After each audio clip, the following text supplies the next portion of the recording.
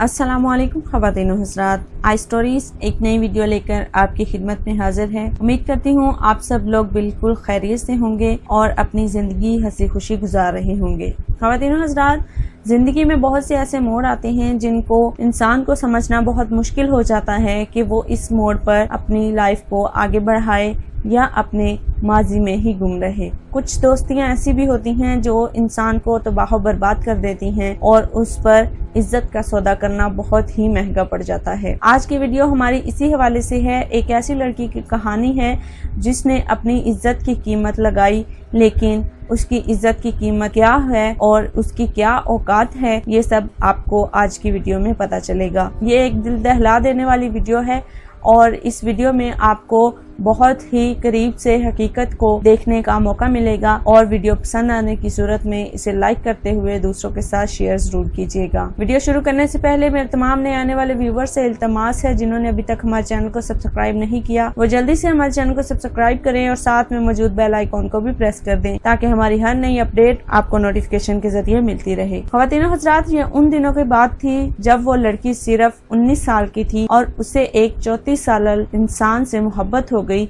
और उस आदमी ने उसके साथ क्या किया, आइए आपको इस वीडियो में बताते हैं। ये लुबना की कहानी है जो कराची से हमें लिखती हैं। उन्होंने कहा कि फेसबुक पर मैं उससे फेसबुक पर मिली थी। उस टाइम मेरी उम्र 19 बरस थी जबकि उसकी उम्र 34 साल थी। उसने मुझे बताया कि वो तलाक याफ्ता है और उसकी पहली बीवी से बच्चे हैं। उसकी पर्सनैलिटी, घर बार और गाड़ी ने मुझे बहुत मुतासिर किया। किसी भी नए बंदे पर एतबार बहुत मुश्किल होता है, मगर शुरू में इससे दोस्ती से ज्यादा कुछ नहीं चाहती थी क्योंकि मैं बहुत अकेली थी। मेरे वालिदैन एक एक्सीडेंट में फौत हो गए थे और मुझे मेरे दादा दादी ने पाला था। मेरी सहेलियां भी ज्यादा नहीं थी।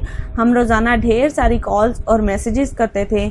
मैंने अपना दादा दादी से उसका तारुफ भी करवा दिया था और वो कभी कभार मुझे मिलने भी आ जाता था। वो बहुत बातूनी था और मेरे दादा दादी उसकी बातों से बहुत महजूज होते थे। कुछ वक्त गुजरने के बाद महसूस हुआ कि यही वो बंदा है जिसके साथ मैं पूरी लाइफ गुजार सकती हूँ। मेरे बहुत ज्यादा रोकने के बावजूद मुझसे जिस्मानी ताल्लुक कायम कर चुका था और मुझे इस पर बहुत ज्यादा अफसोस है। कुछ अरसे के बाद वो अचानक गायब हो गया और मैं मेंटली तौर पर बहुत अपसेट हो गई। मेरी एक सहेली ने मशवरा दिया कि उसकी पहली बीवी की प्रोफाइल सर्च करो, क्योंकि वो अपनी पहली बीवी के बारे में बहुत ज्यादा बात करता था। जब मैंने उसकी बीवी की फेसबुक पर प्रोफाइल ढूंढी तो उस पर अभी तक शादीशुदा का स्टेटस लिखा था। मैंने गौर किया वो हमेशा मुझे उस वक्त कॉल करता जब उसका बच्चा घर पर नहीं होता था या वो खुद घर से बाहर होता था। मुझे अपने आप पर बहुत घिन आने लगी कि मैं एक ऐसे शख्स के साथ सोई जो शादीशुदा था और उसके बच्चे थे। एक दिन अचानक वो वापस आ गया और कहने लगा कि उसकी पहली बीवी से कोई प्यार नहीं था जिसकी वजह से उसने उसको तलाक दे दी।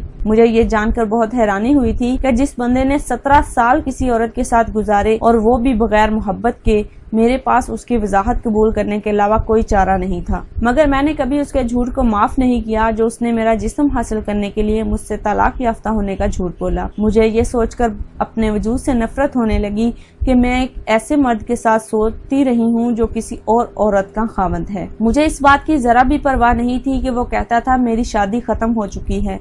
हाँ, मगर मुझे इस बात की परवाह थी कि उसके मिलते मिलते मैं लड़की से औरत बन गई और वो यही सच है। जब वो अपनी सालगिरह पर मेरे घर आया तो मैंने अपने हाथों से उसके लिए केक बनाया। वो मेरी सारी फैमिली से मिला और इनमें घुल मिल गया। मैंने उसको अच्छी तरह बावर करवा दिया कि अगर वो मुझसे शादी करना चाहता है उसको अपनी पहली बीवी को तलाक देना होगी और अपनी फैमिली से मुझे मिलवाना होगा। उसने मुझसे कहा, महीना मांगा और इस महीने में वो तलाक के कागज अपनी बीवी को भिजवा देगा और उसकी इस बात से मुझे लगता कि वो मुझसे बहुत मुखलिस है और मेरे साथ अपनी जिंदगी गुजारने के लिए बहुत खुश है।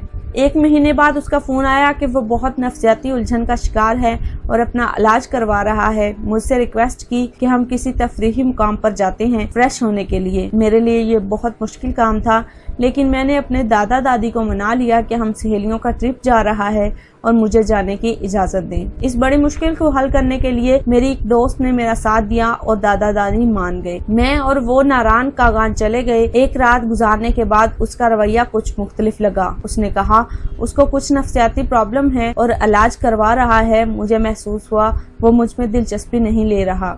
और मेरा ताल्लुक शायद खत्म हो जाएगा। मैंने उसकी खुशी हासिल करने के लिए हर मुमकिन कोशिश की। एक दिन वो कहने लगा वो अपने बच्चे और बीवी से बहुत प्यार करता है और उसकी बीवी अपने बच्चे के लिए दूसरी माँ पसंद नहीं। मुझे सब कुछ बिखरता हुआ महसूस हुआ। हम इकट्ठे बैठे, अपने ताल्लुक के बारे में बात की। उसने कहा वो मजीद मुझसे मोहब्बत नहीं कर सकता और अपने साथ रख नहीं सकता क्योंकि उसको अपनी शादी निभाना है।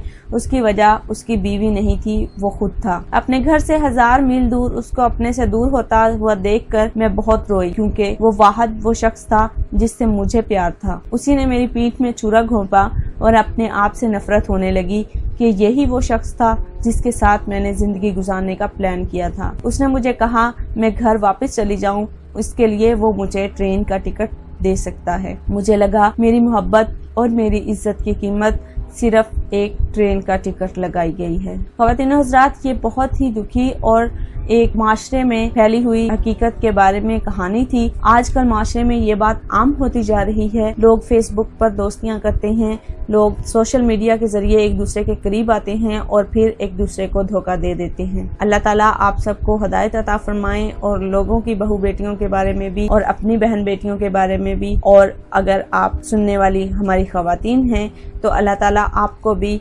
अपनी रहमत से अपनी मग़फ़िरत के साथ हिदायत अता फरमाए। उम्मीद करती हूँ वीडियो आपके लिए नॉलेज का सबब बनेगी और वीडियो आपको पसंद भी आई होगी। वीडियो पसंद आने की सूरत में इसे लाइक करते हुए दूसरों के साथ शेयर जरूर कीजिएगा और कमेंट में हमें जरूर बताइएगा कि आपको ये हमारी कहानी कैसी लगी। अपनी एक और खूबसूरत सी वीडियो के साथ फिर हाजिर होंगे। तब तक हमें दीजिए इजाजत। अपना और अपने साथ दूसरों का ढेरों सारा ख्याल रखिएगा। हमें अपनी दुआ में याद रखिएगा। अल्लाह हाफिज।